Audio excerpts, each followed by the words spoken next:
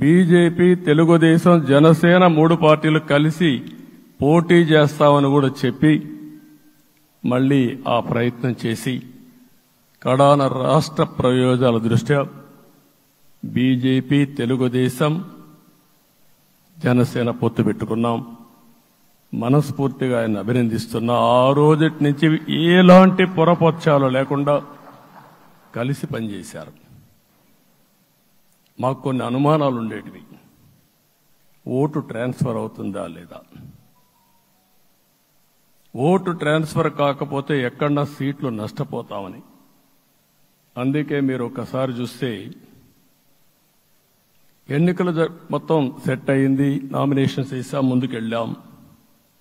అదే సమయంలో మొట్టమొదటిసారిగా కొవ్వూరులో 3 పార్టీల నాయకులు కలిసి, నేను, పవన్ కళ్యాణ్ గారు, పురంధేశ్వరి గారు ముగ్గురం కలిసి ఫస్ట్ మీటింగ్ అడ్రస్ చేశాం. అక్కడి నుంచి 6 జిల్లాల్లో మేమిద్దరం కలిసి తిరిగాం. బీజేపీ నాయకులు కలిసి వచ్చారు. ఆ తర్వాత మొట్టమొదటిసారిగా అమిత్ షా గారు ఏదైతే అనంతపూర్లో ధర్మవరం కాన్స్టిట్యున్సీకి వచ్చారు. నేను మొన్న నేషనల్ మీటింగ్లో కూడా చెప్పాను. ఆయన వచ్చినప్పుడు చాలా స్పష్టంగా ఎందుకు మేము పొత్తు పెట్టుకున్నామనే విషయాలు చెప్తూ ఈ ప్రభుత్వ అవినీతిని ఎండగట్టారు, సూటిగా మాట్లాడారు. ఆ ఒక్క మీటింగ్తో రాష్ట్రం మొత్తం ఒక నమ్మకం వచ్చింది. బీజేపీ కూడా పూర్తిగా ఈ కూటమిని సపోర్ట్ చేస్తున్నారనే కాకుండా ఈ రాష్ట్రానికి ఏ అవసరం ఉందో చెప్పగలిగారు. అది అయిన తర్వాత ప్రధానమంత్రి గారు వచ్చారు. మొట్టమొదటి మీటింగ్ మీరు చూస్తే ఇక్కడనే రాజమండ్రిలో పెట్టారు. రాజమండ్రిలో స్పష్టత ఇచ్చారు. దేని అనకాపల్లిలో స్పష్టత ఇచ్చారు. తర్వాత రాజంపేటలో మాట్లాడుతూ చాలా క్లియర్గా చెప్పారు. ఇదే విజయవాడకు వచ్చినప్పుడు రోడ్ షో పెడితే నా జీవితంలో ఎప్పుడూ చూడలేదు, ప్రధానమంత్రి గారు కూడా అదే చెప్పారు, బ్రహ్మాండమైన రోడ్ షో విజయవాడలో జరిగిందని ప్రధానమంత్రి గారు కూడా అభినందించే పరిస్థితికి వచ్చారు. ఇవన్నీ కలయికే మన విజయం. ఈ విషయం మనం గుర్తుపెట్టుకోవాల్సిన అవసరం ఉంది. మీరు కష్టపడ్డారు. నేను చాలా ఎన్నికల్లో చూశాను. అందరూ అభ్యర్థులు కూడా ఈ ఎన్నికల్లో కష్టపడిన విధానం కానీ ఇంత కష్టం నేను ఎప్పుడూ చూడలేదు. ఒక్క మాటలో చెప్పాలంటే ప్రతి ఒక్కరూ మనసు పెట్టి పనిచేశారు. అందుకే ఈ గెలుపు వచ్చిందని చెప్పి కూడా నేను మీకు తెలియజేస్తున్నా. మీ అందరి సహకారంతో రేపు ప్రమాణ స్వీకారం చేస్తున్నాను.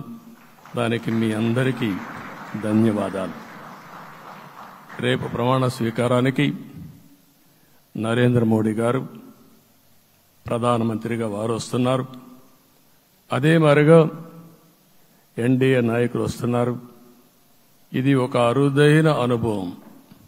అంటే నేను 4వసారి ముఖ్యమంత్రిగా ప్రమాణ స్వీకారం చేస్తున్నాను కానీ ఈసారి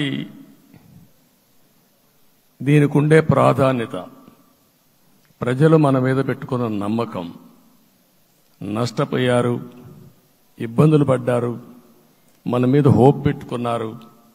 తిరిగి నేను ఒక్కడినే చేసే కార్యక్రమం కాదు. అందరం సమిష్టిగా మళ్లీ ప్రజలకు రుణం తీర్చుకునే సమయం ఆసన్నమైంది. దానికి ఈ రాష్ట్రానికి పూర్తిగా కేంద్ర సహకారం అవసరం. నిన్న పోయినప్పుడు కూడా నేను చాలా స్పష్టంగా కేంద్ర నాయకత్వాన్ని కోరాను. అటు అమిత్ షా గారిని, అదే మరి ప్రధానమంత్రి గారిని అందరినీ కోరాం. పూర్తిగా సహకరిస్తామని వారు హామీ ఇచ్చారు.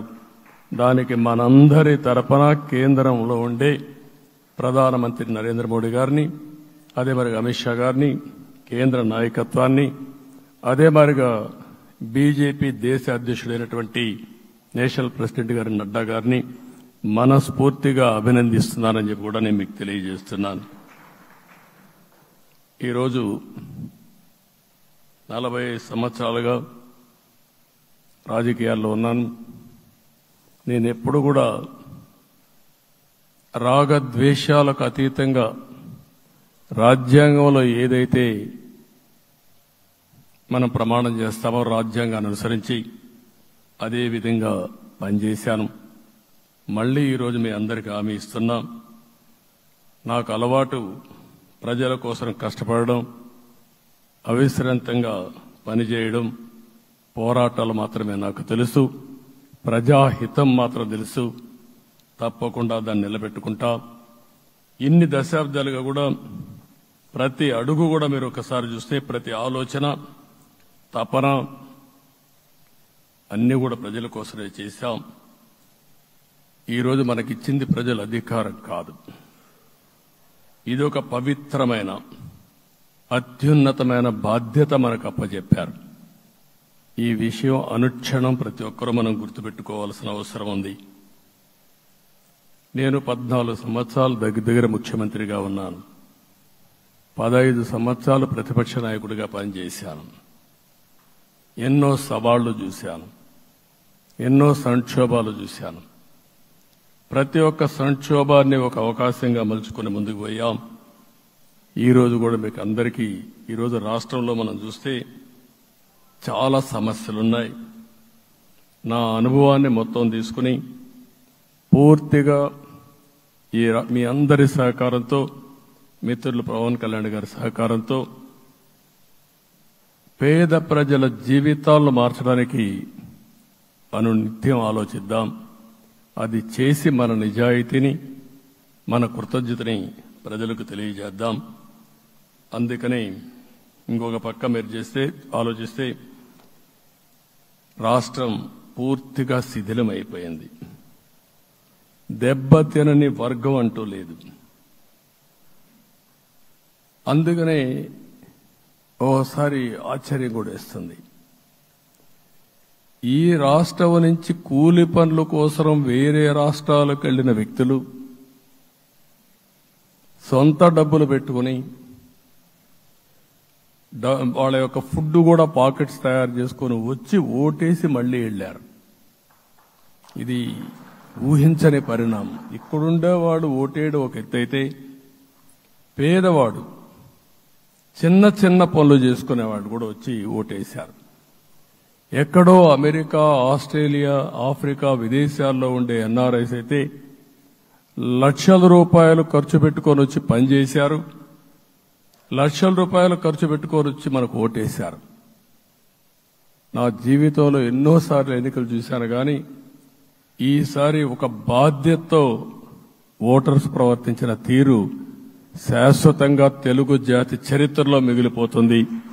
అది ఈరోజు జరిగిన విషయం మనం గుర్తుపెట్టుకోవాలి.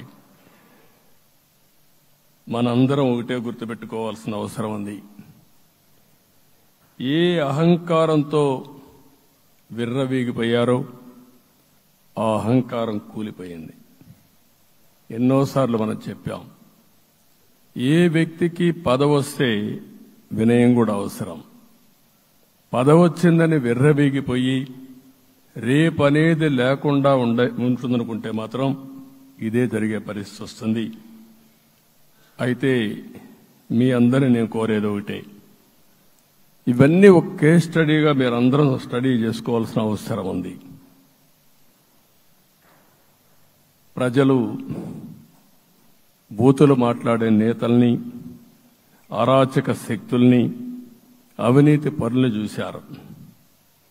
పాలకులంటే ఎలా ఉండాలో చూశారు. ఈ 5 సంవత్సరాల్లో పాలకుడు ఎలాంటి వాడు వచ్చి అర్హత లేని వ్యక్తి ఏ విధంగా ఉన్నాడో చూశారంటే, ఈరోజు ఇచ్చిన తీర్పు ఈ 5 ఏళ్లు పరిపాలించినటువంటి వ్యక్తి యొక్క ప్రవర్తన చూసిన తర్వాత ఇలాంటి వ్యక్తి పాలనకు పనికిరాడనే ఉద్దేశంతో ఓట్లు చేసే పరిస్థితికి వచ్చారు. ఇది నా ఉద్దేశ ప్రకారం ఒక కేస్ స్టడీ అవుతుంది, మనందరం కానీ జాగ్రత్తగా ఆలోచిస్తే. కానీ మనం కూడా అదే విధంగా కక్ష తీర్చుకోవాలి అని కానీ మనం ముందుకు పోతే మనకు కూడా సమస్య వస్తుంది. అదే సమయంలో ఒకటే చెప్తున్నా, తప్పు చేసిన వాడిని క్షమించి పూర్తిగా వదిలిపెడితే కూడా మళ్ళా అలవాటుగా మారుతుంది. తప్పు చేసిన వాళ్లకు శిక్ష పడవలసిన అవసరం ఉంది, చట్టపరంగా శిక్షించాల్సిన అవసరం ఉంది. అదే సమయంలో విధ్వంస రాజకీయాలు, కక్షా రాజకీయాలు కాకుండా ఇవన్నిటిని ప్రక్షాళన చేయాల్సిన అవసరం ఉందని చెప్పి కూడా నేను మీకు తెలియజేస్తున్నాను.